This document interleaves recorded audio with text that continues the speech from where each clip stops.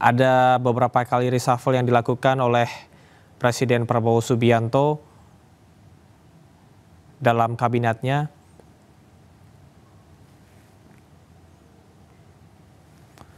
Tentunya sejumlah penyesuaian dilakukan di 1 tahun terakhir.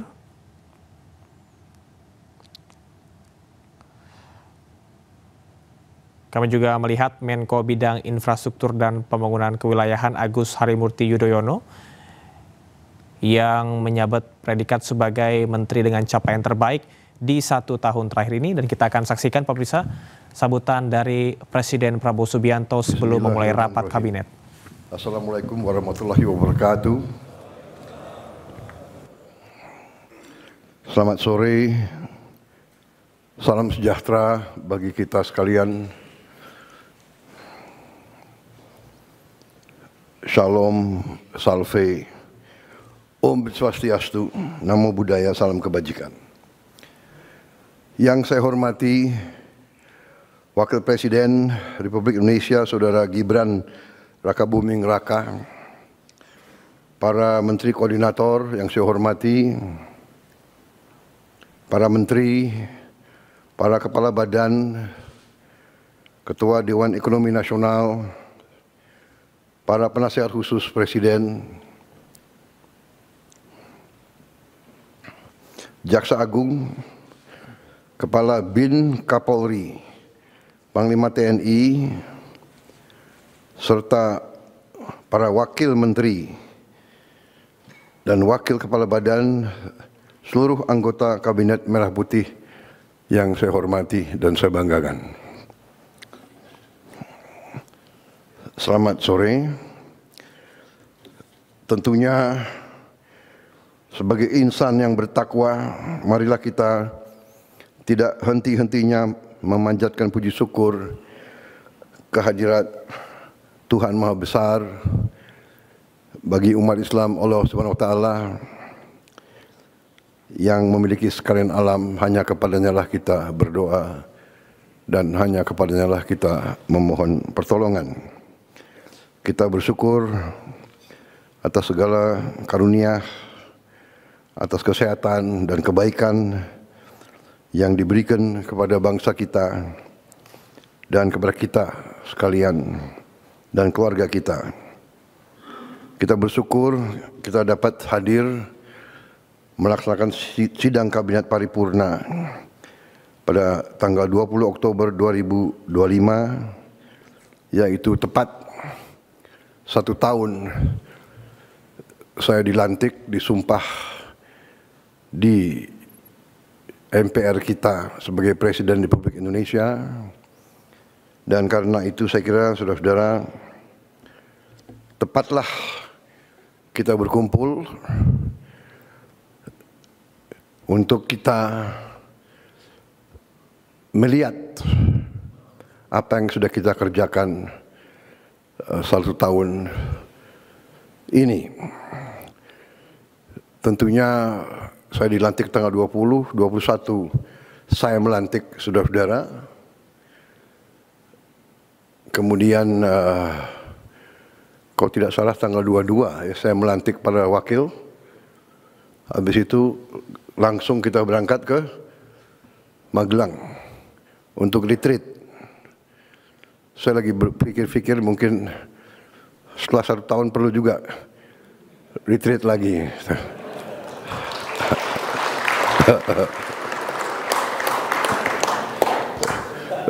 Rupanya saudara-saudara sudah nostalgia ingin tinggal di tenda.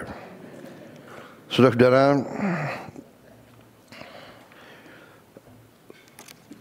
sebagai warga negara yang bertanggung jawab, saya ingin pertama tentunya mengucapkan terima kasih kepada saudara-saudara semua yang telah dengan tekun, dengan kerja keras, dengan disiplin telah memberi dharma baktimu yang sebaik-baiknya kepada bangsa dan rakyat kita di pemerintahan yang saya pimpin. Saya berterima kasih saudara-saudara yang berasal dari berbagai sumber yang berbeda-beda, daerah yang berbeda-beda, suku dan agama berbeda-beda, dari partai politik yang berbeda-beda. Ada yang partai politik yang berjuang dalam koalisi kita di pemilu, pilpres. Ada juga yang tidak, tapi kemudian sadar dan bergabung.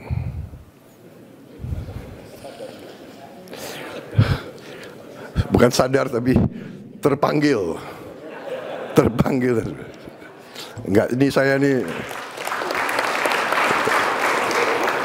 iya kan, jadi nggak apa-apa kan saya sedikit tidak terlalu serius ya, serius tapi santai, sersan, serius tapi santai. Saudara-saudara, tapi intinya bahwa saya terima kasih. Saya, kalau ibarat kita adalah tim sepak bola, ya, saya boleh dianggap sebagai apa?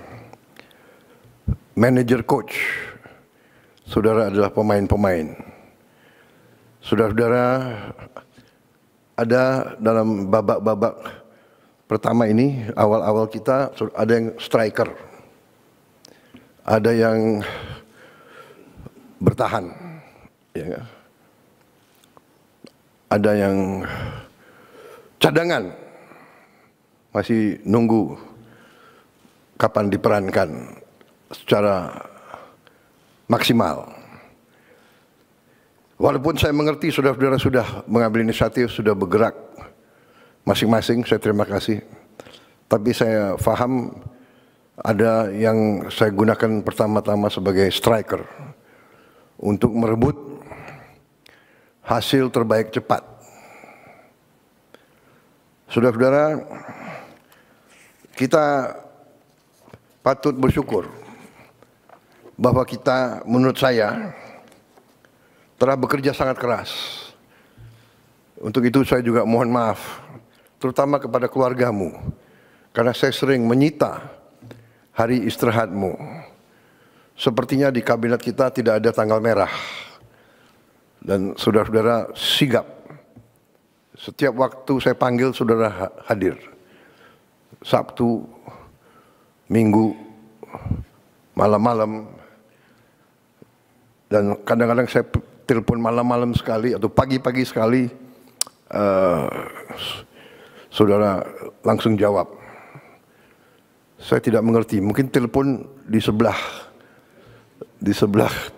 bantal, tapi saya terima kasih. Karena memang kalau saya lagi ingat sesuatu, saya harus hubungi segera. Ya. Takut saya lupa. Saudara-saudara, kita, saya kira, boleh berdiri di depan rakyat kita dengan, saya kira, rasa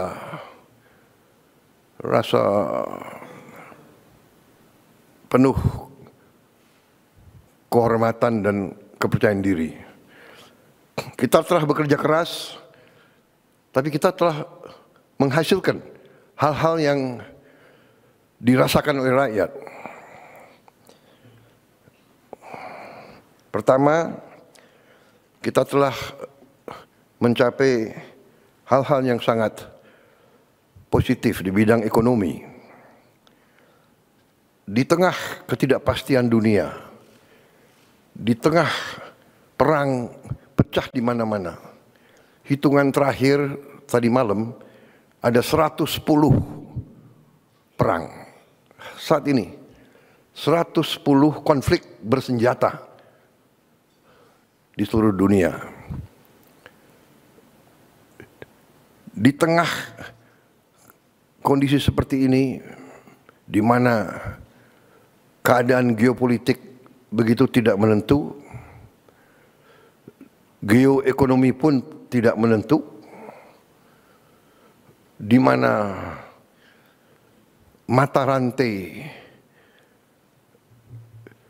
komoditas-komoditas strategis pasti terpengaruh oleh keadaan geopolitik dunia yang tidak menentu. Energi, pangan sangat rawan terhadap ketidakpastian geopolitik dan geoekonomi ini. Alhamdulillah kita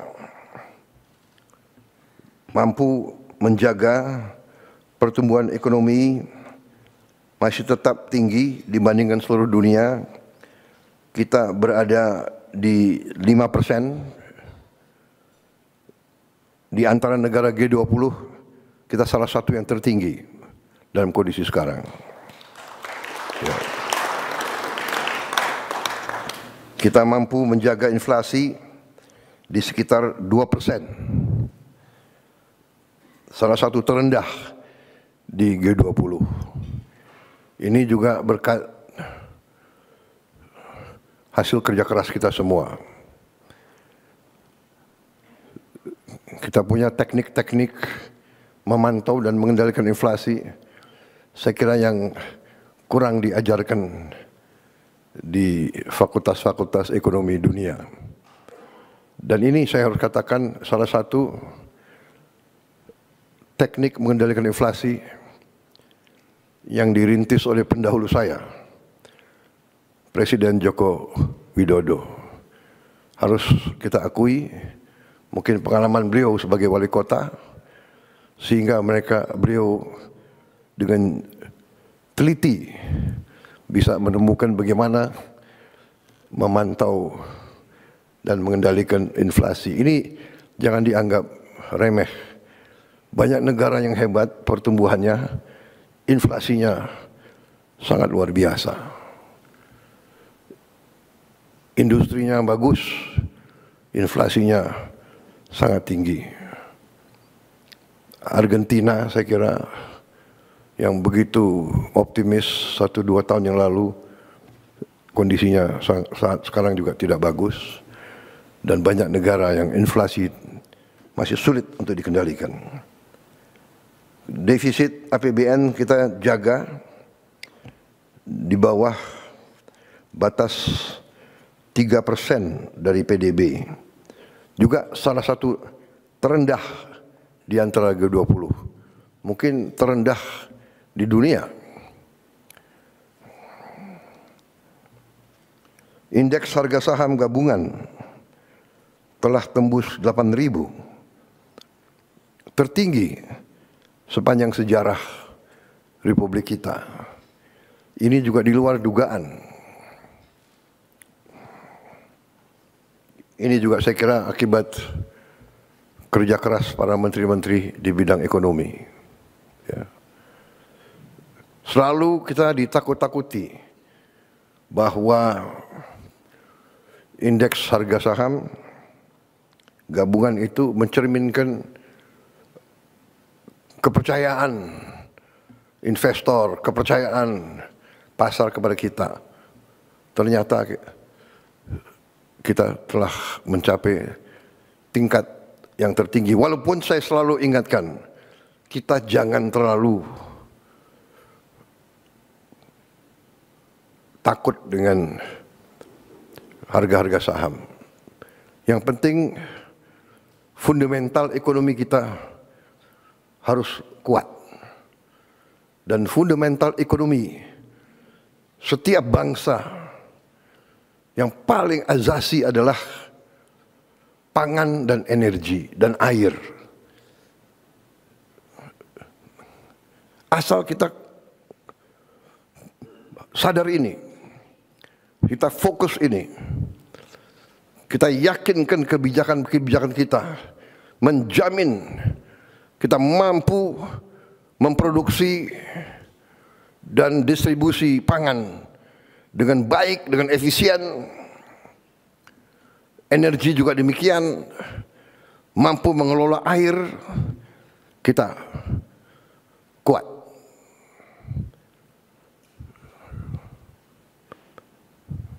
Mata uang, harga saham bisa fluktuasi, tapi yang paling pokok adalah kita harus jamin produksi pangan, distribusi pangan, dan energi, serta pengelolaan air yang baik. Yang ketiga ini kadang-kadang kita, karena kita diberi karunia Tuhan air yang berlimpah-limpah di sebagian besar Republik kita, tapi ada sebagian yang mengalami kesulitan, tapi kita masih kurang pandai dalam mengelola. Kadang-kadang air ini malah menjadi bencana, banjir dan sebagainya.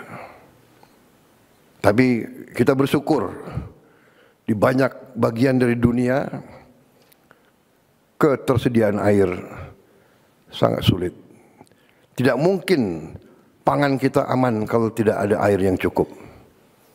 Jadi ini saya kira catatan pekerjaan rumah kita ke depan. Kita harus dalami masalah air ini. Ya, saya juga minta Menteri Dikti dan Sains coba dipelajari prodi-prodi di universitas-universitas kita, apakah cukup ya mempelajari masalah air ini, bagaimana mencari air, bagaimana mengelola distribusi air, bagaimana mencegah banjir. Air harus jadi sumber produktivitas, jangan menjadi sumber bencana. Saya kira sudah ratusan tahun, ribuan tahun kita pasti tahu daerah-daerah kerendahan pasti banjir kalau musim hujan. Apalagi hujan yang tiba-tiba begitu padat karena program atau karena kondisi perubahan iklim. Karena itu kita harus antisipasi. Kalau tidak salah bidang air ini masih sedikit yang dipelajari di fakultas-fakultas kita. Ini tergolong mungkin hidrologi kalau tidak salah, ya. Hidrologi. Kita bersyukur juga angka kemiskinan turun ke 8,47%. Ini saya diberitahu di catatan oleh para pakar, ini angka terendah sepanjang sejarah Republik Indonesia. Kita bersyukur dan berterima kasih walaupun kita tidak boleh puas. Tidak boleh puas. Tingkat pengangguran terbuka juga turun ke angka 4,76%. Ini adalah terendah sejak krisis 1998. Sekali lagi, kita tidak boleh puas karena 4,76% dari 287 juta orang itu angka yang cukup besar. Dan bagi mereka yang perlu pekerjaan segera, ini sesuatu yang harus kita pikirkan dengan seksama. Kita paham bahwa tingkat pengangguran ini sangat meresahkan bagi mereka yang sangat butuh pekerjaan. Kita paham, karena itu kita bekerja keras. Tetapi ini masalah dunia, apalagi dengan perkembangan teknologi yang demikian pesat, terjadi disrupsi dalam produksi dan industri. Ini harus kita perhitungkan. Munculnya artificial intelligence, kecerdasan buatan, ini membuat sekarang faktor research, faktor penelitian lebih cepat sekali, luar biasa. Dan mungkin tidak membutuhkan terlalu banyak pekerja di bidang itu. Juga munculnya robotics, ini juga harus kita catat. Di Jerman, di pabrik Volkswagen yang biasa menggunakan 5.000, 6.000 pekerja, sekarang hanya dengan 30 orang. Sisanya robot. Ini harus kita catat. Juga terima kasih para menteri, para Menko. Untuk pertama kali dalam sejarah kita sekarang, Republik kita sekarang, pemerintah kita sekarang punya satu sistem data tunggal sosial ekonomi nasional, DTSEN, untuk pertama kali. Sekarang tidak ada kementerian, tidak ada lembaga yang boleh pakai datanya sendiri-sendiri. Satu data. Ini kita ingin meningkatkan ketepatan dalam aliran bantuan-bantuan sosial. Data yang keliru bisa mengakibatkan penghamburan uang. Data yang keliru bisa mengakibatkan mereka yang berhak menerima bantuan tidak menerima. Mereka yang tidak berhak menerima. Jadi ini saya kira arti strategis daripada data tunggal sosial ekonomi nasional.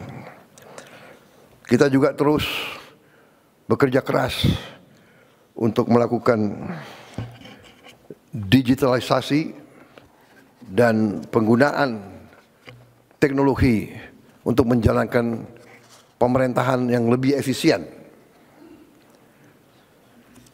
Di bidang kesehatan, pendidikan, dan kemanusiaan,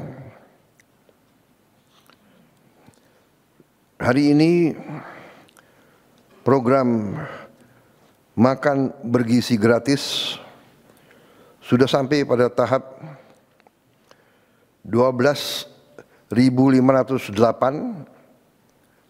satuan pelayanan pemenuhan gizi SPPG ataupun unit dapur terpusat sudah mencapai 12.508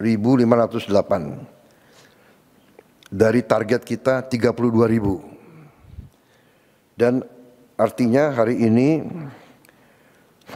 sudah 1.410.000.000 porsi MBG sudah dimasak dan dibagikan sejak tanggal 6 Januari 2025. Hari ini ada 36.700.000 anak sekolah, ibu hamil, ibu menyusui, dan balita yang sudah menerima makan bergizi gratis ini. 36.700.000. Ini mungkin tiap hari berarti kita beri makan 6 Singapura mungkin. Ini prestasi yang dipantau banyak negara. Yang saya tahu, Presiden Brazil memberitahu kepada saya mereka butuh 11 tahun untuk mencapai 40 juta. Kita alhamdulillah dalam 1 tahun kita mencapai 36 juta. Memang Kepala BGN bekerja keras supaya pada hari ini mencapai 40 juta. Tapi saya menyampaikan jangan dipaksakan. Ojo ngoyo. Yang penting baik pelaksananya. 36.700.000 ini bukan tanpa kekurangan. Ya. Ada beberapa ribu yang keracunan makan, sakit perut. Tetapi kalau diambil statistik, 8.000 dari 1.410.000.000, saya kira masih dalam koridor error yang manusiawi. Kalau tidak salah, kekurangannya adalah, atau katakanlah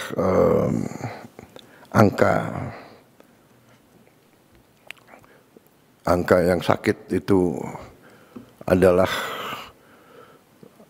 mungkin sekitar 0,0007,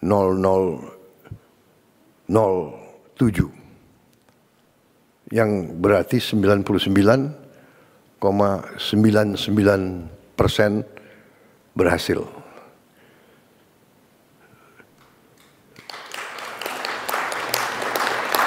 Ya.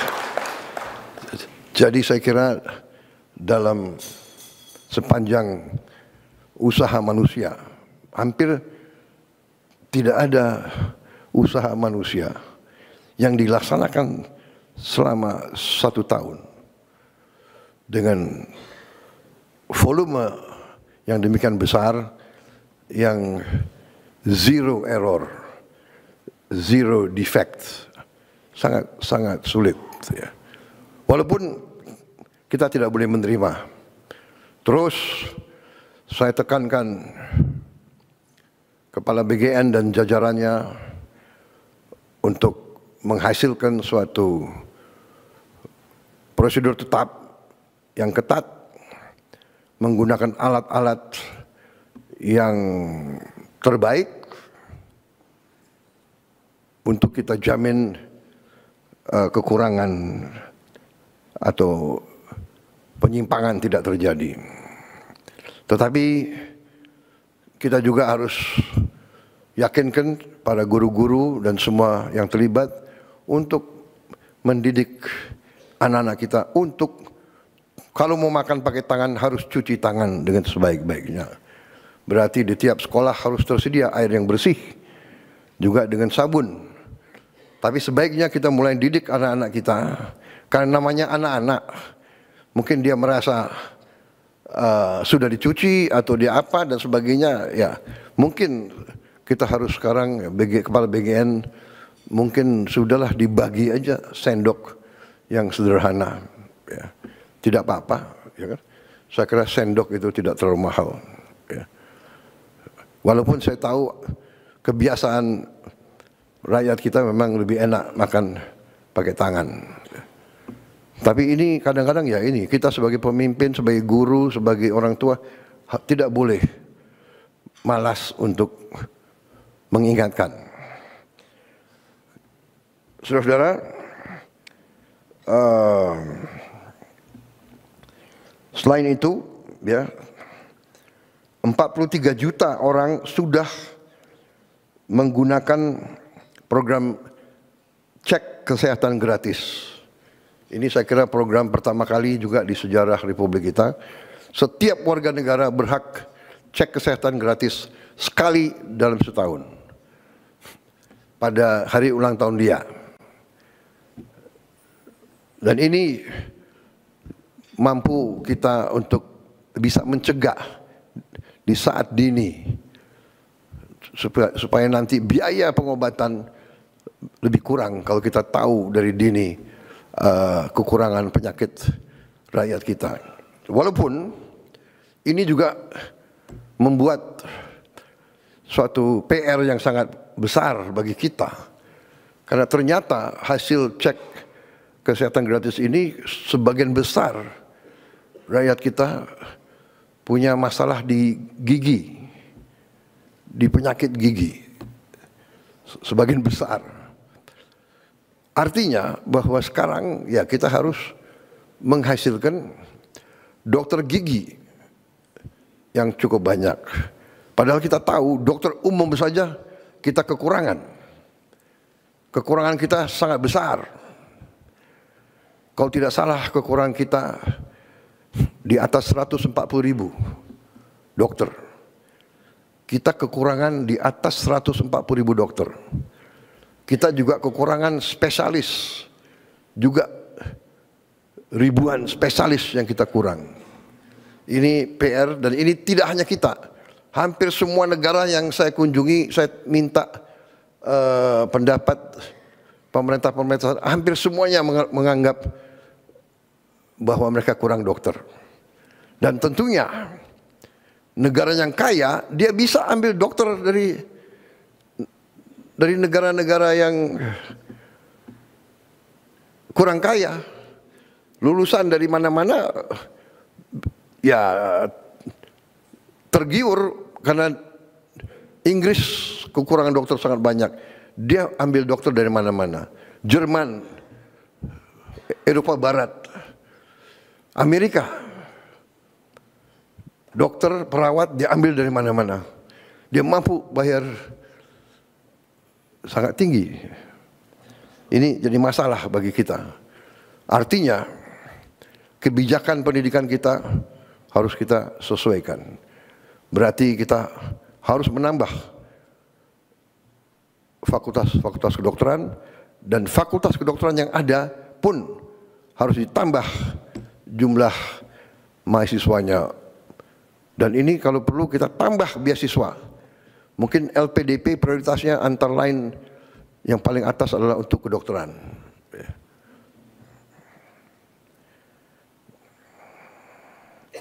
Juga kita sudah berhasil dari 500 sekolah rakyat yang kita perjuangkan, sudah berdiri 166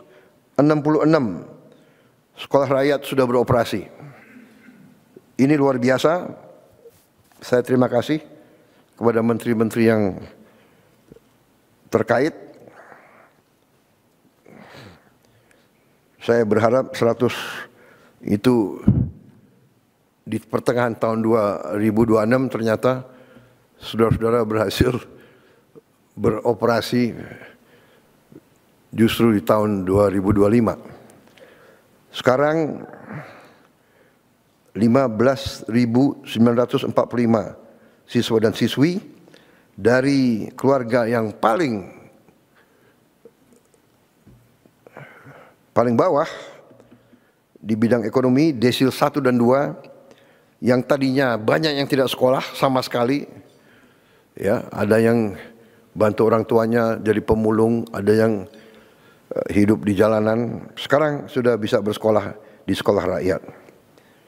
Memang sekolah rakyat itu kita rancang sebagai upaya untuk memotong rantai kemiskinan. Biasanya anak orang miskin, anaknya miskin. Kita mau potong itu. Anaknya orang miskin atau cucunya orang miskin tidak perlu untuk terus miskin. Kita harus berani merubah, kita harus berani memotong rantai kemiskinan. Kita tidak boleh menyerah kepada keadaan. Dan orang yang paling bawah ini paling tidak dilihat. Kelompok elit tidak pernah melihat, apalagi merasakan kesulitan mereka.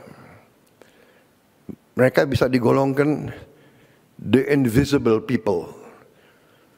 Kita berharap kalau kita tidak lihat penderitaan mereka, mereka tidak menderita. Padahal keliru. Justru kita tidak lihat, kita tidak bisa merasakan. Apakah ini cukup usaha? Pasti tidak cukup. Tapi minimal kita berusaha. Minimal kita berupaya. Ya kan? Kalau tidak bisa membantu banyak orang, kita bantu beberapa orang. Kalau tidak bisa membantu beberapa orang, kita bantu satu orang. Kalau satu orang pun kita tidak bisa bantu, jangan kita bikin sulit orang itu. Ini pendekatan yang sangat sederhana. We must do what we can do. And we can do if we want to. Saudara-saudara, kalau insya Allah saya percaya akan berdiri 500 sekolah ini, saya percaya itu berarti kita akan membantu 500.000 keluarga miskin, keluarga sangat miskin. Karena konsep sekolah rakyat ini adalah satu sekolah 1.000 siswa. SD, SMP, SMA, dan seterusnya, SMK. Saudara-saudara, ini sekolah rakyat. Kita juga membangun sekolah unggulan. Rencana kita 10 sekolah unggulan, ini anak-anak terpinter. Kalau tadi anak-anak dari golongan paling bawah yang tidak punya harapan sekolah, kita beri harapan. Tapi ada juga anak-anak yang harus kita cari. Unggulan, anak-anak terpinter Republik Indonesia harus kita cari, harus kita kumpulkan. Dan kita harus perkaya, kita harus kasih pendidikan supaya dia bisa nanti menjadi pemenang-pemenang hadiah Nobel. Kita ingin Indonesia unggul di bidang sains dan teknologi. Masa depan hidup Indonesia, masa depan hidup setiap bangsa di abad ke-21 ditentukan oleh sains dan teknologi. Kita butuh anak-anak pintar. Kita butuh insinyur-insinyur, profesor-profesor, ahli matematika, ahli di semua bidang teknologi. Kita negara yang sangat kaya, kita punya mineral-mineral kritis. Kita punya mineral-mineral yang disebut rare earth. Tapi kita harus punya para ilmuwan, para scientist, para experts, pakar yang mampu mengelola kekayaan-kekayaan kita. Kita tidak boleh dibohongi lagi oleh bangsa-bangsa lain. Jadi saudara-saudara, kita bikin sekolah unggulan yang kita beri nama SMA Garuda. Dan ini rencananya 10 dan ada juga kurang lebih 14 yang sudah ada sekolah unggulan yang kita integrasikan kepada program ini. Jadi program ini asal sekolah itu yang sudah ada mau ikut, berarti ikut kurikulum. Yang kurikulum itu kita pakai standar internasional, ya, IB internasional, International Baccalaureate, sistem IB. Berarti lulusan itu bisa diterima di universitas manapun di dunia yang terbaik. Kita berharap dengan program ini nanti banyak anak-anak kita bisa masuk ke sekolah terbaik di dunia. Harvard, MIT, Oxford, dan sebagainya. Sekarang itu ditangani oleh Menteri Dikti dan Wamen, Wakil Menteri Dikti, ya, Profesor Stella. Saya sendiri saya dulu di Harvard saya. Tapi hanya ke toko buku. Tapi kalian sempat ya, berapa detik terkesan, ya. Saudara-saudara, kita sedang merenovasi 16.140 gedung SD, SMP, SMA. Ini sudah berjalan, sedang berjalan. Ini masih tidak puas sama sekali kita, karena kita punya 300.000 lebih SD, SMP, SMA, SMK, dan sekolah-sekolah lain, sederajat yang ada di pesantren-pesantren. Kalau tidak salah 330.000. Ya, Mendikdasmen ya, 330. Saudara-saudara, kita mengerti bahwa kita harus mengejar negara-negara lain. Karena itu segala upaya kita akan lakukan untuk mengejar ini. Tadi SMA Garuda 10, kita berharap 10 tiap tahun. Dan ini kriterianya sangat tinggi, tapi tidak ada masalah, saudara-saudara, kita negara besar. Kalau tidak salah, dari statistik semua negara, populasi, ya, 1% tiap populasi diperkirakan akan memiliki IQ kecerdasan 120 ke atas. 1%. Kalau 1% dari 287 juta, itu saya kira cukup besar. Karena masuk angkatan kerja tiap tahun sekitar 5 juta, 4,8, 4,9 juta. Setengahnya katakanlah, ya, saya kira kalau 1%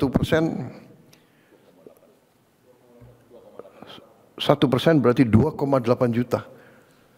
Kita harus menjaring mereka ini. Dan jangan anggap bahwa mereka itu anak-anak orang menengah ke atas. Banyak anak orang bawah, orang miskin ternyata punya kecerdasan yang tinggi.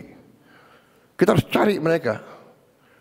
Jadi saya minta Dikdasmen, Menteri Dikdasmen dibantu oleh menteri lain, ya.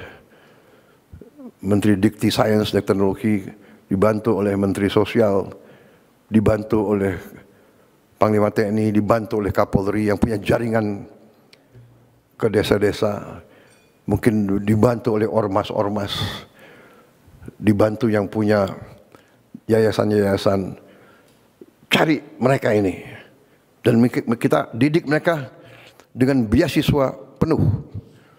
LPDP akan saya tambahkan uang-uang dari sisa efisiensi penghematan, uang-uang yang kita dapat dari koruptor-koruptor itu, sebagian besar kita investasi di LPDP.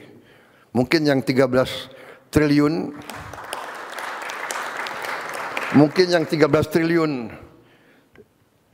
disumbangkan atau diambil oleh Jaksa Agung, hari ini diserahkan Menteri Keuangan. Mungkin Menteri Keuangan mungkin sebagian bisa kita taruh di LPDP untuk masa depan. Ya. Saudara-saudara, salah satu program yang upaya kita untuk memperkuat pendidikan kita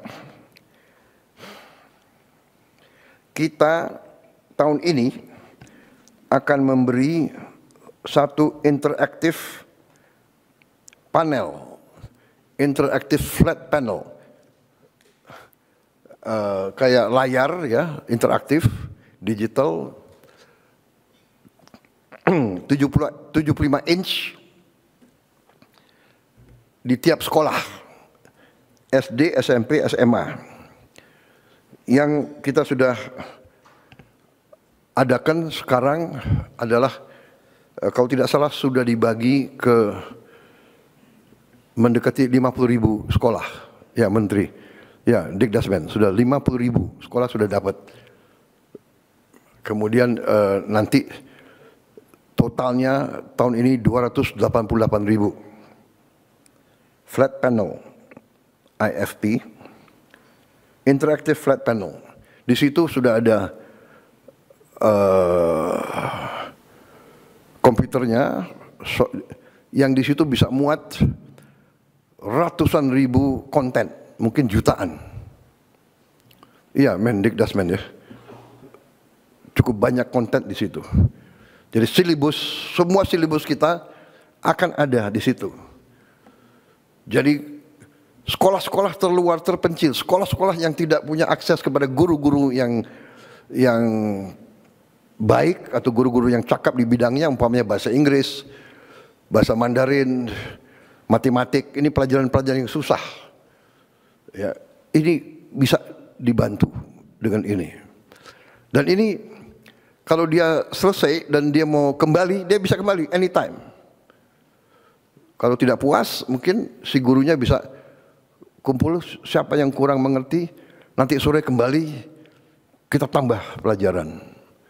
Guru-guru itu bisa dibantu. Dan juga di tempat terpusat di Jakarta, ya nanti saya mau cek Dikdasmen kemajuannya di mana. Kita akan bikin studio. Di studio ini guru-guru terbaik akan mengajar dan pelajaran dia bisa diterima di seluruh pelosok Indonesia. Jadi semua sekolah akan dapat akses kepada guru yang paling baik di bidang-bidang yang sulit. Yang sangat sulit selalu adalah apalagi di gunung-gunung, pulau terpencil. Jangankan itu, saya yakin di pinggir Jakarta ini juga masih banyak sekolah yang tidak punya guru-guru yang menguasai pelajaran-pelajaran yang susah. Sekarang dari tempat studio yang terpusat bisa ngajar, bisa diterima oleh 330.000 sekolah. Yang sulit dapat internet, wifi, sekarang sudah ada teknologi sangat murah, bisa kita pasang di tiap sekolah. Tidak terlalu mahal. Starlink mungkin masih agak mahal untuk bayar tiap bulan. Tapi sudah ada teknologi yang lebih murah. Dan saudara-saudara, tahun depan rencananya adalah kita akan tambah 3 layar. Ya, tahun ini kita mampu 1 layar, tahun depan kita akan bagi 3 layar. Berarti di setiap sekolah akan ada 4 ruangan yang punya layar ini. Mudah-mudahan tahun 2007 kita bisa tambah lagi 2 layar lagi. Jadi 6 kelas tiap sekolah bisa punya layar. Jadi semua anak-anak kita mendapat akses kepada pengetahuan yang terbaik, terkini, dengan animasi dan dukungan yang terbaik. Saya dapat laporan dari Mendikdasmen bahwa antusiasme anak-anak sekarang meningkat untuk sekolah. Ya, selain MBG, dia juga pelajarannya juga menarik. Ini saya kira penting karena fokus kita tidak boleh, kita harus fokus kepada investasi paling penting bagi rakyat kita, investasi kepada anak-anak kita, sumber daya manusia kita. Saya juga perhatikan waktu saya keliling, saya cek anak-anak kita mungkin karena kurang biaya, dia menghemat kertas. Dia menulis tulisannya sangat kecil. Saya minta ditinjau kembali Menteri Dikdasmen, ya. Saya kira perlu kembali ada pelajaran menulis. Menulis dengan baik. Menulis halus dan menulis, tapi sebetulnya tulisannya harus besar. Ya. Menteri Keuangan kalau perlu kita bagi buku-buku sekolah yang besar-besar, tulisannya harus besar, anak-anak harus dididik nulis besar. Saya khawatir kalau dia nulisnya sangat kecil, ujungnya nanti dia harus pakai kacamata semua. Ini masalah kecil tapi mendasar, ya. Dan saya tergerak karena saya tahu anak ini nggak mau memberatkan orang tuanya. Jadi dia menghemat kertas. Can you imagine? Ya, jadi saudara-saudara, hal-hal seperti ini. Yang terakhir, ini masih dalam konsep rencana, Ada yang mengatakan, ya sekarang ada sekolah rakyat untuk desil 1-2. Bagaimana untuk desil 3-4-5? Ya mereka tidak miskin ekstrem, tapi mereka juga susah. Mereka harus dapat akses kepada pendidikan yang seperti ini. Sedang saya susun, saya minta Dikti sama Dikdasmen, mungkin dibantu oleh kementerian lain juga, menyusun suatu satgas khusus untuk mempelajari kita membangun sekolah terintegrasi di setiap kecamatan. Berarti kita mungkin harus bangun 7.000 sekolah terintegrasi ini. Maksudnya sekarang SD, SMP, SMA atau SMK terpisah. Padahal ada fenomena karena mungkin angka kelahiran kita menurun, banyak SD kita kosong. Ada gurunya 6, muridnya hanya 4, 5. Jadi ini tidak efisien. Mungkin kita konsolidasikan, tapi di kecamatan ada suatu sekolah yang fasilitasnya sangat baik. Tiap sekolah terintegrasi harus punya laboratorium yang cukup bagus. Laboratorium matematik, kimia, biologi, laboratorium bahasa. Bahasa sangat penting. Lapangan kerja. Orang Filipina banyak diterima di mana-mana karena dia bisa bahasa Inggris. Kita diminta. Jutaan tenaga kita diminta. Di Eropa minta pekerja hotel, kafe, restoran. Dia minta 1 juta tiap tahun. Kepala-kepala negara, pemerintah dari Eropa nanya ke saya, can you send? Hotel-hotel dia sekarang nggak ada yang kerja. Restoran-restoran kewalahan. Rakyat mereka tidak mau kerja sebagai pelayan. Dan mereka terkesan katanya orang Indonesia ramah-ramah. Ya, berarti kita harus didik mereka bahasa. Ada yang bahasa Inggris, mungkin paling banyak di Eropa. Mungkin juga kita didik bahasa Arab, bahasa Mandarin, bahasa Jepang, bahasa Korea. Juga kita diminta perawat untuk rumah sakit dan untuk caregiver. Untuk orang tua di sana nggak ada yang mau jadi perawat dan caregiver, karena caregiver dan perawat itu pekerjaan yang berat, fisik juga berat, berdiri dari tempat tidur ke tempat tidur, urusan dengan orang sakit berbahaya itu. Di rumah sakit pusat daripada bakteri dan virus, dia harus berani, dia harus mandiin. Bayangkan ini pekerjaan. Rakyat kita terkenal tabah dan sopan dan ramah. Mereka minta. Jadi ini harus kita siapkan ke situ. Karena tadi kita sadar lapangan kerja yang kita butuh. Jadi sekolah terintegrasi ini belum boleh saya gunakan sebagai prestasi. Ini baru embrio konsep. Ya. Tapi sekolah-sekolah ini saya kira sudah saatnya kita pikirkan. Jadi fasilitas sekolah rakyat dikurangi berasrama. Kenapa anak yang paling bawah ini kita taruh di asrama? Supaya keluar dari lingkungan kemiskinan. Jadi dia punya kepercayaan diri. Ya kan? Ya paling banyak yang ingin ketemu orang tuanya, nggak apa-apa, orang tua datang. Dia juga pulang tiap akhir pekan, tapi dia keluar sementara 5-6 hari dari lingkungan kemiskinan. Tapi yang sekolah ini, dia pulang pergi, dia tidak berasrama. Artinya apa? Kita harus berani sekarang siapkan bus-bus antar jemput untuk anak-anak sekolah itu.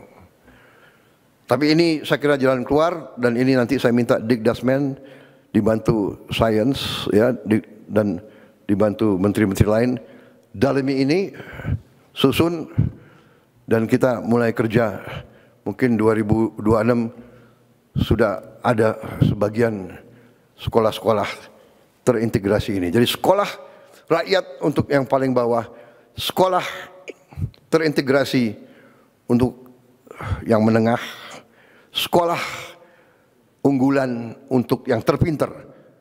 Belum tentu yang terpinter dari kelas atas. Dari manapun kita cari yang terpinter. Saudara-saudara, itu di bidang kesehatan, pendidikan, dan kemanusiaan.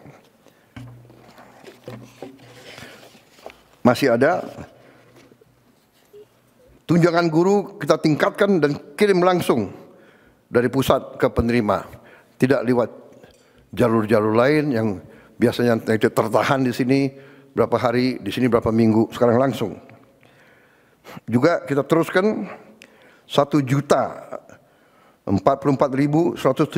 mahasiswa mendapat beasiswa KIP kuliah.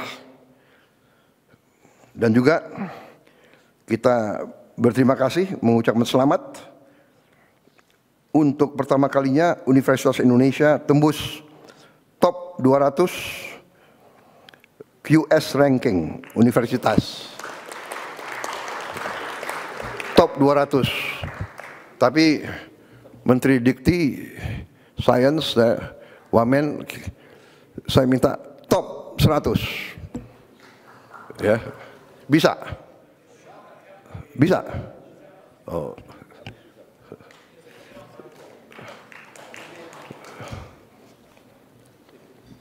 Pasti nanti akan disusul oleh ITB, UGM, ITS, dan sebagainya. Juga kita mendirikan Kementerian Haji atas permintaan pemerintah Arab Saudi, karena dia bilang kami urusan haji adalah Menteri Haji, jadi kami harus minta urusannya sama pejabat. Oh, ini kepala badan, enggak, dia maunya menteri. Sudah, apa boleh buat, kita menyesuaikan. Dan alhamdulillah kita sudah bisa turunkan biaya haji. Dan saya minta terus Menteri Haji, dia tidak hadir karena dia berada sekarang di Arab Saudi berurusan sama mereka. Saya minta biaya haji harus terus turun, ya, bisa dengan efisiensi, bisa dengan efisiensi dan pelaksanaan yang bersih.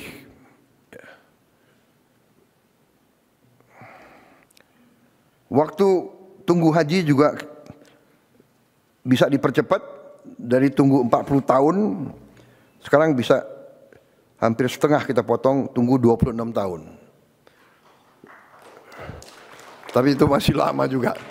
Kita berusaha untuk memotong lebih.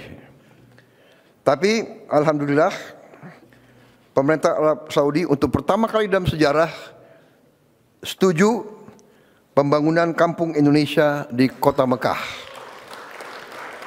Jadi pemerintah Arab Saudi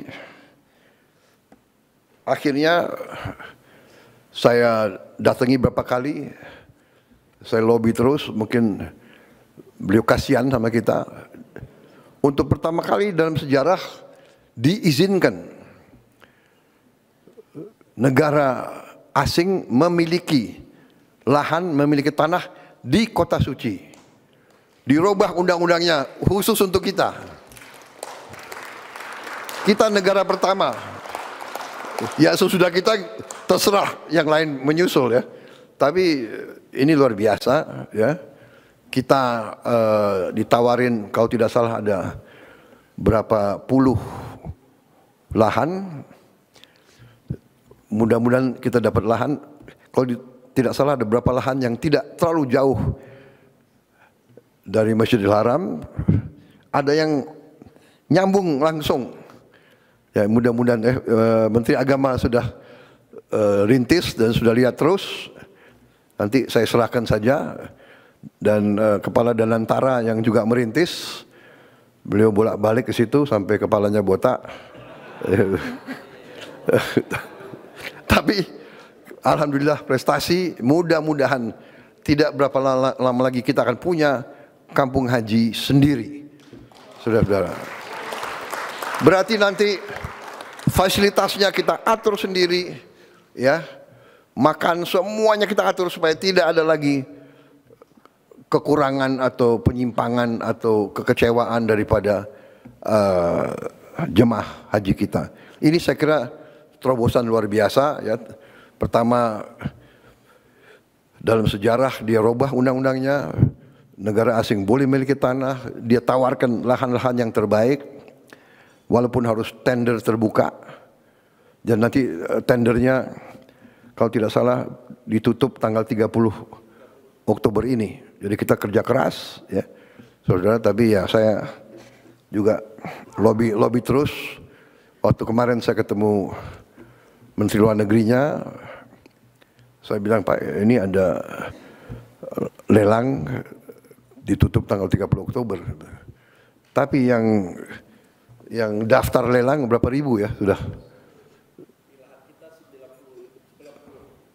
Oh, 90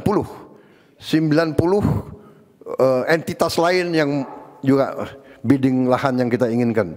90 ya. Wah, ya mudah-mudahan lah.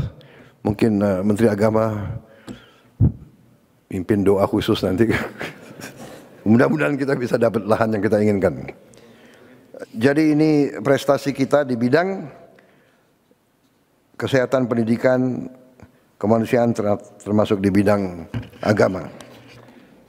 Saya lanjut di bidang investasi, penciptaan lapangan kerja, pariwisata, dan antara. Untuk pertama kali dalam sejarah, pengemudi ojek online menerima bonus hari raya. Pertama kali. Juga sekarang kita sedang diskusi terus sama perusahaan-perusahaan terbesar, ojol, untuk kita cari pelayanan terbaik untuk pengemudi ojol ini. Kemudian efisiensi, sehingga tidak terjadi suatu persaingan yang saling merugikan. Tapi kita ingin supaya lapangan kerja ojol ini, pengemudi ojol ini terjamin. Kalau tidak salah ada 4 juta pengemudi ojol, ya, di 2 perusahaan besar itu, dan sekitar 2 juta pengusaha yang menggunakan ojol sebagai sarana jual beli UMKM. Jadi 6 juta orang hidup dari masalah ini. Kemudian upah minimum provinsi kita sudah naikkan 6,5% sampai 6,5%, tertinggi dari beberapa tahun yang sebelumnya. Juga kita sudah menghitung, sudah menghasilkan mungkin hampir dengan 1 juta lapangan kerja baru di SPPG, dan mungkin tahun depan akan mencapai minimal 1,5 juta yang kerja langsung untuk SPPG. Kita punya 30.000 SPPG nantinya kalau berfungsi semua. Tiap SPPG, tiap dapur membutuhkan 50 orang bekerja. Jadi 50 kali 30.000, 1,5 juta. Tiap dapur sekarang rata-rata menerima supplier yang jual telur, yang jual sayur, yang jual macam-macam, itu rata-rata 15 per dapur. Masing-masing supplier mempekerjakan minimal 5 sampai 10 orang. Jadi kita bisa bandingkan multiplier effect daripada ini. Saya kedatangan rombongan dari Rockefeller Institute. Mereka meninjau MBG kita dan mereka mempelajari. Dan mereka sampaikan bahwa kita ini sedang disorot oleh dunia, program kita. Dan dia mengatakan menurut dia ini program yang terbesar, roll out-nya dan paling cepat. Dan dia sudah meninjau beberapa, dan dia mengatakan sekarang ada 112 negara yang ikut program atau melaksanakan program ini. Waktu kita mulai, kita berada di negara ke-78 atau 79. Sekarang sudah tambah lagi sekian puluh negara yang merasakan pentingnya MBG ini. Dan dia katakan $1 yang dikucurkan untuk program MBG ini, returnnya, dampaknya itu, returnnya itu, hitungan mereka antara 5 kali, $5 sampai nanti di ujungnya $37. Anda bisa bayangkan 5 kali menurut dia minimal dampak ekonominya. Jadi kalau kita tahun depan akan turunkan 330 triliun untuk MBG ini, yang artinya itu $20 miliar, kalau 5 kali itu arti ada $100 miliar beredar di desa, di kecamatan, di kabupaten. Jadi untuk pertama kali dalam sejarah Indonesia, uang yang disedot dari daerah ke pusat dan banyak di pusat lari ke luar negeri, kita balikan. Sekarang uang itu kita gelontorkan di desa-desa, di kecamatan, di kabupaten. Dan ini menurut para ahli, bukan dari saya, Anda bisa cek Rockefeller Institute. Kalau nggak salah itu senior vice presidentnya Mr. Roy Cohen kalau tidak salah, atau Roy Steiner. Maaf kalau saya lupa, maklum baru saja menginjak usia 74 tahun.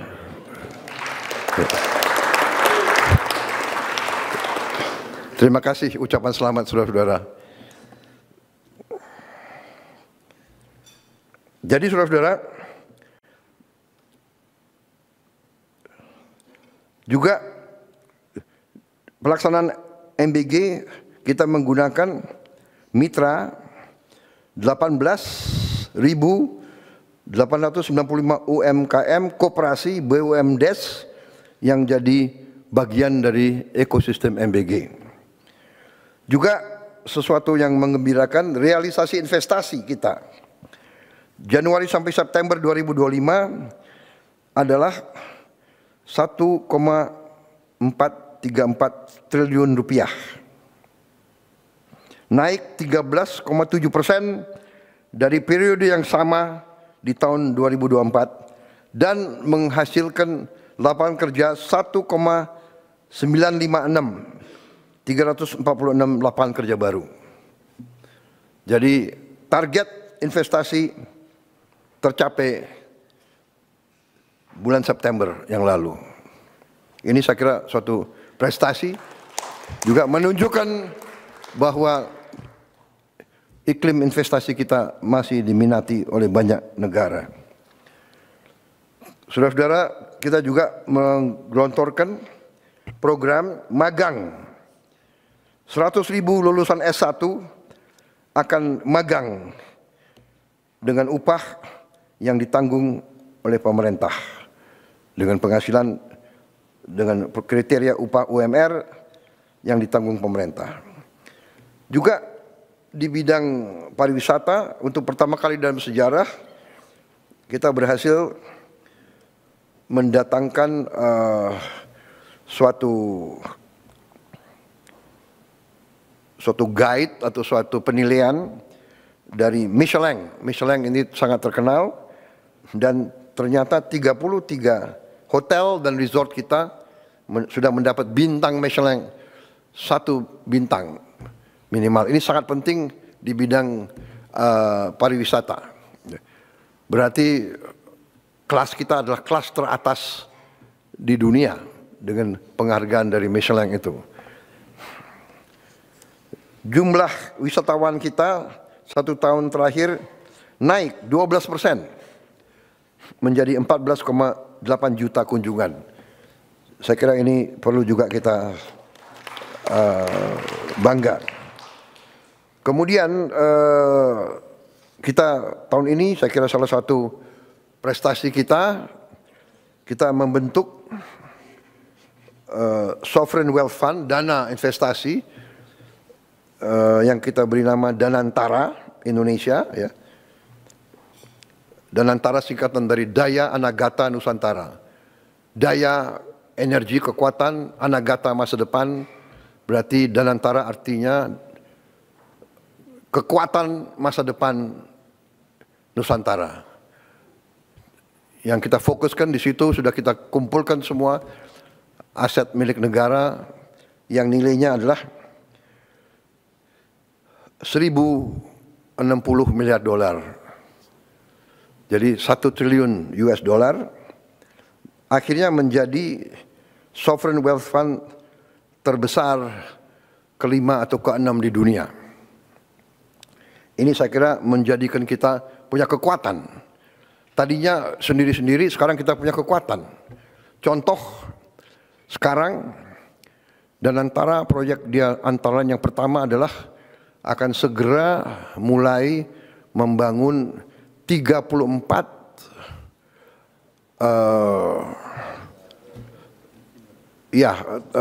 pembersihan limbah sampah dari kota-kota besar, alatnya atau pabrik pembersihannya dan bisa pengolah ini diolah justru menjadi energi, menjadi listrik.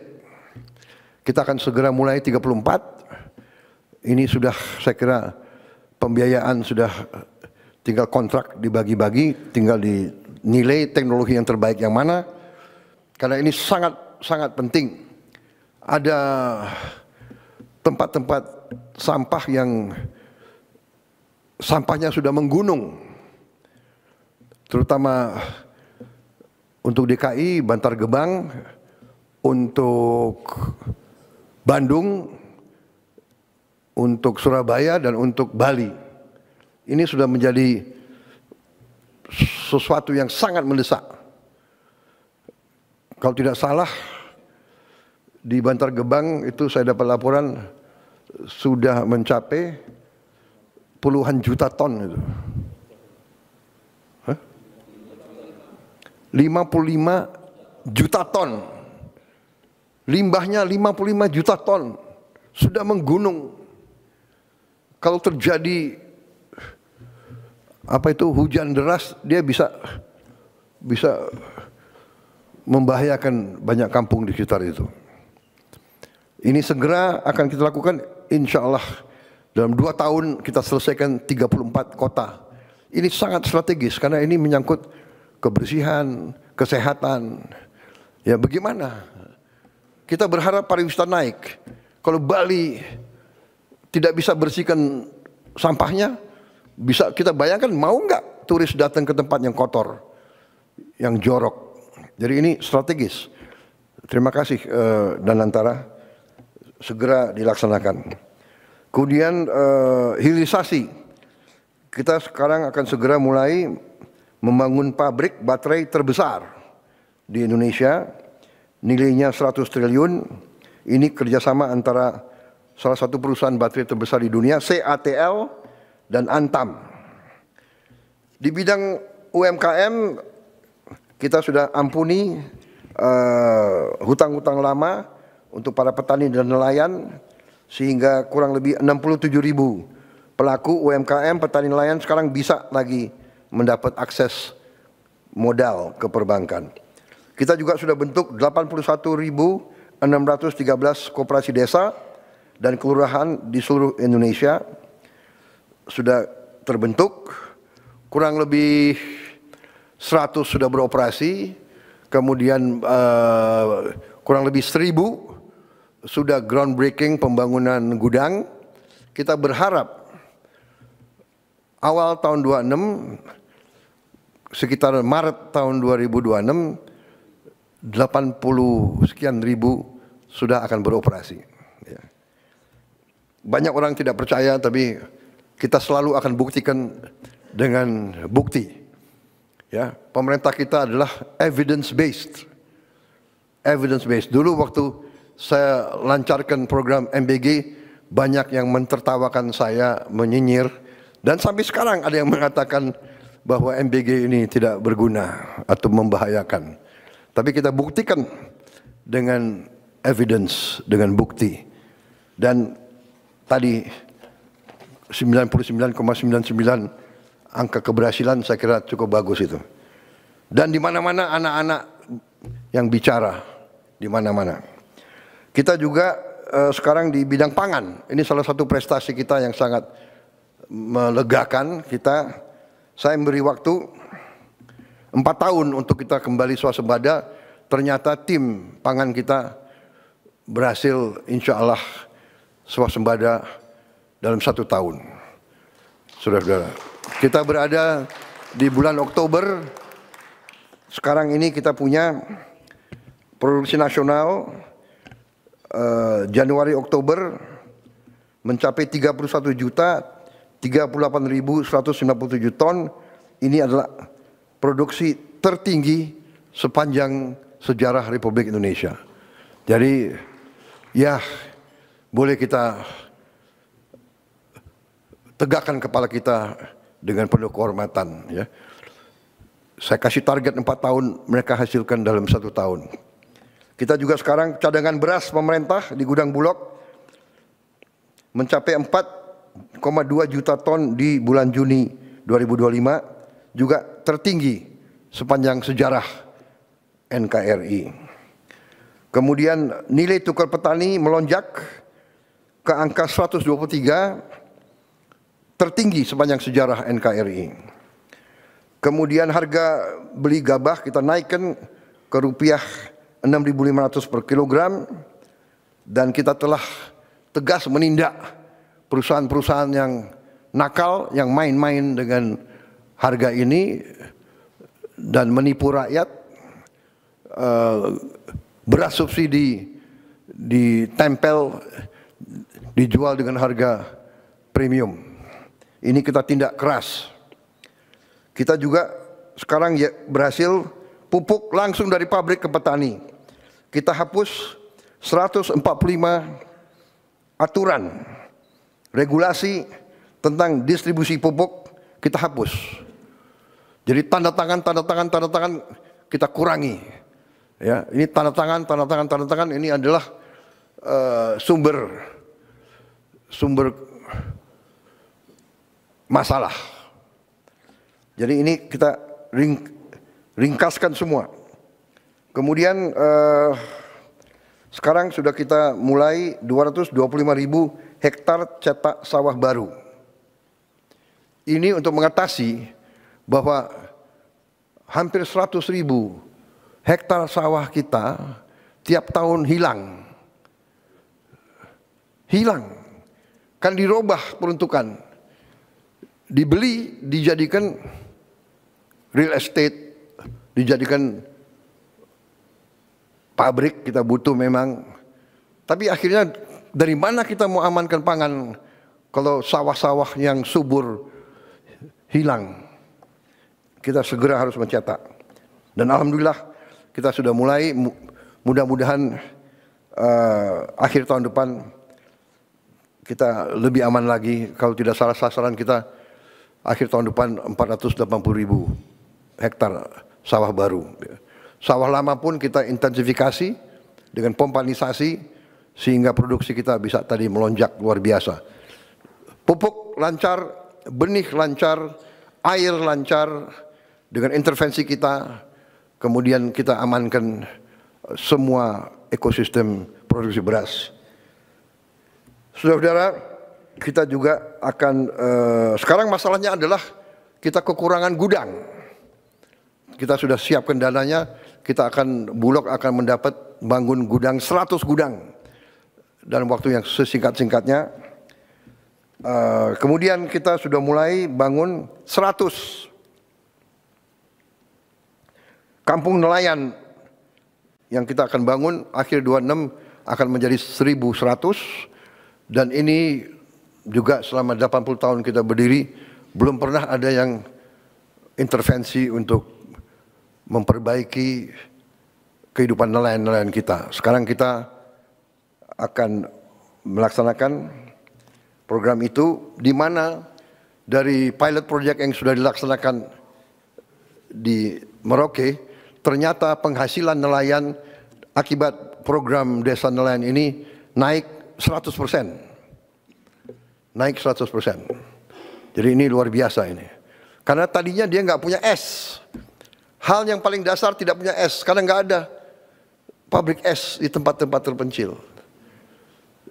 Bagaimana dia mau pelihara ikan dia melaut satu hari kembali, ya ikannya sudah tidak bagus. Sekarang tiap desa nelayan akan ada produksi es, akan ada cold storage, gudang, dan fasilitas-fasilitas lain. Kita juga sekarang sudah punya program, kita lagi membangun 1.582 kapal nelayan modern. Insya Allah akhir tahun depan dan 2027 kita akan punya 1.582 kapal nelayan modern dari GT 30 sampai GT 10.000. Ini menghasilkan devisa dan menghasilkan protein untuk rakyat kita. Capaian di bidang hukum dan pemberantasan korupsi. Gaji hakim tingkat yang paling rendah kita naikin 280%. Dan ini akan kita terus pemantau. Kita minta hakim-hakim kita hidupnya baik, kualitas hidupnya baik, hidup terhormat, supaya dia tidak bisa disogok. Hakim-hakim kita tidak boleh dibeli oleh siapapun. Itu tujuan kita. Jadi saudara-saudara, bukan kita mau menganak-emaskan siapapun, tapi ini sangat penting. Ya, dia tidak boleh bisa dibeli karena dia menangani kadang-kadang kasus triliunan. Tadi bukti. Hari ini kita berhasil mendapat 13 triliun dari 17 triliun yang diputuskan oleh pengadilan. Jadi hakim-hakimnya itu menurut saya punya hati nurani, keberanian, dia putuskan, akhirnya kita selamatkan 17 triliun uang rakyat. Bayangkan dia nangani kasus 17 triliun, dia tidak punya rumah dinas. Saya dapat laporan bahwa sekian ribu hakim-hakim tidak punya rumah dinas. Dia harus kontrak.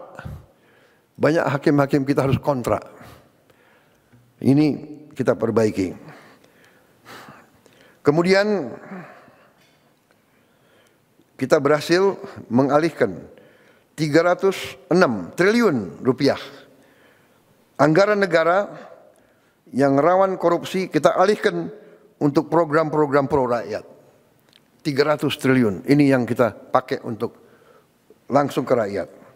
Kemudian kita bertekad tidak ada kasus-kasus korupsi yang tidak bisa diselidiki. Tidak ada, no more untouchable, nggak ada yang untouchable lagi. Saya terima kasih penegak hukum yang tegar meneruskan tugas yang mulia ini. Juga penegak hukum telah berhasil menyelamatkan lebih dari 1.000 triliun kerugian negara. Ini yang kita berhasil kita tegakkan. Lebih dari 4 juta hektar kebun kelapa sawit dalam kawasan hutan yang melanggar undang-undang dan melanggar hukum, ini kita kuasai kembali oleh rakyat, oleh negara. Juga lebih dari 100 triliun kerugian dari tambang ilegal berhasil kita hentikan. Terutama kemarin dari Bangka Belitung, kita tutup, sampan pun tidak bisa keluar membawa hasil selundupan. Saya dilaporkan yang terakhir itu 1 sampan, isinya timah, berhasil ditangkap oleh Angkatan Laut kita. Ini kita hentikan. Dan ini kita menyelamatkan kurang lebih 45 triliun 1 tahun. Mungkin ada, nggak tahu, pihak-pihak yang teriak-teriak, tapi sudahlah. Pihak-pihak itu pihak-pihak yang salah. Pihak-pihak yang melanggar hukum, pihak-pihak yang mencuri dari rakyat Indonesia, yang mengakibatkan kita masih banyak orang miskin karena kekayaan kita banyak dicuri.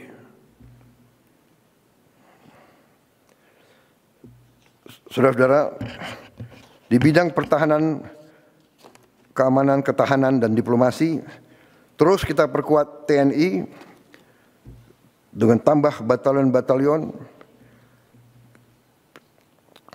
Kita tidak mau mengganggu siapapun.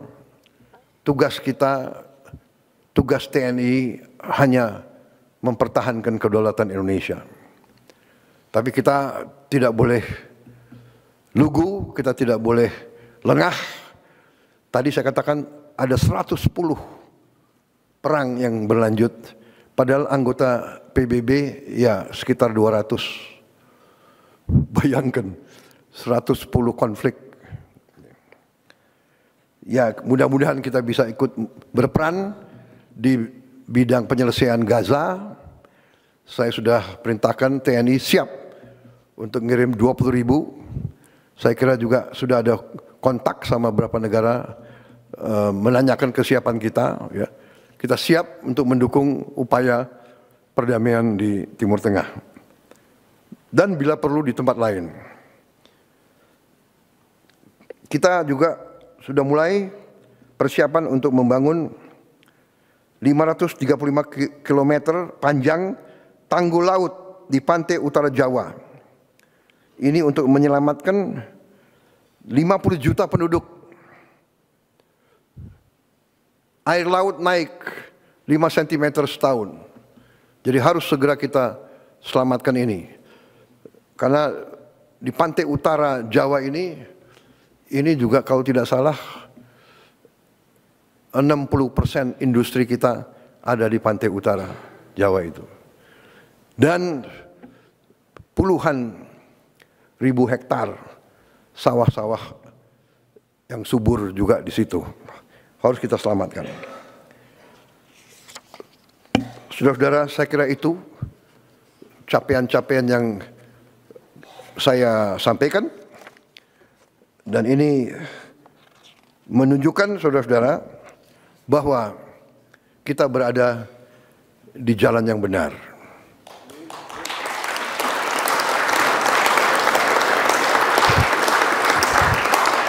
Saya percaya bahwa menjalankan pemerintahan ternyata sebenarnya tidak terlalu rumit. Pertama, awalnya harus dari niat. Niat kita harus baik. Niat kita sungguh-sungguh untuk menjalankan amanat dari rakyat. Kita harus berpijak dari awal seperti itu. Kita diberi kekuasaan oleh rakyat untuk melindungi rakyat dari semua bahaya. Bahaya kemiskinan, bahaya kelaparan, bahaya penyakit, bahaya ancaman dari badai, dari bencana, ancaman dari kerusuhan, ancaman dari serangan dari pihak luar. Serangan bisa berupa fisik, bisa berupa non-fisik. Saudara-saudara, saya beri contoh dari 2 pulau Bangka Belitung, kita hilang 45 triliun tiap tahun selama sekian puluh tahun. Apakah itu bukan sebuah serangan? 45 triliun kali 10 tahun aja 450 triliun. Kali 20 tahun 900 triliun. Apa yang kita bisa bangun dengan 900 triliun? Saudara-saudara, belum merupakan prestasi, tapi sudah kita mulai rintis, kita akan punya mobil buatan Indonesia dalam 3 tahun yang akan datang.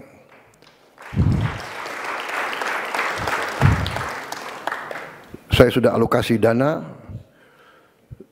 sudah kita siapkan lahan untuk pabrik-pabriknya,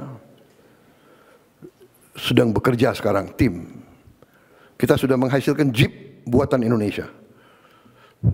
Jadi sekarang pejabat-pejabat kita, perwira-perwira kita bangga, kita tidak pakai Jeep buatan negara lain. kita pakai Jeep buatan Indonesia sendiri.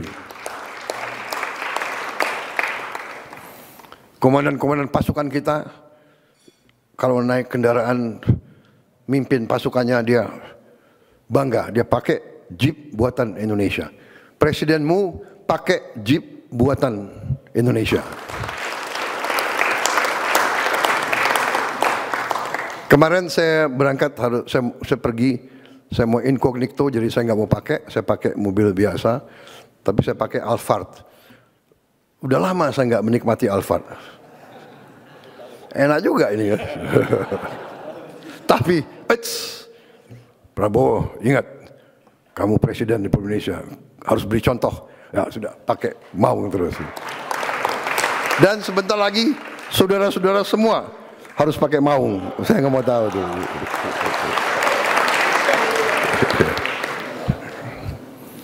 Yang mobil-mobil bagus pakai kalau libur saja. Ya pada saat saya nggak panggil kau, bolehlah kau pakai mobil itu. Saudara-saudara, saya kira itu yang bisa sampaikan karena masih banyak kamera. Nah, media terima kasih Anda dengan sabar. Dan sekarang saya persilakan menikmati hidangan yang disiapkan. Jadi usirnya sopan. Karena bagian ini nggak boleh kau dengar. Jadi ada hal-hal yang memang belum siap untuk diumumkan. Baik, sambil nunggu mereka keluar, saya minta izin saya minum kopi dulu.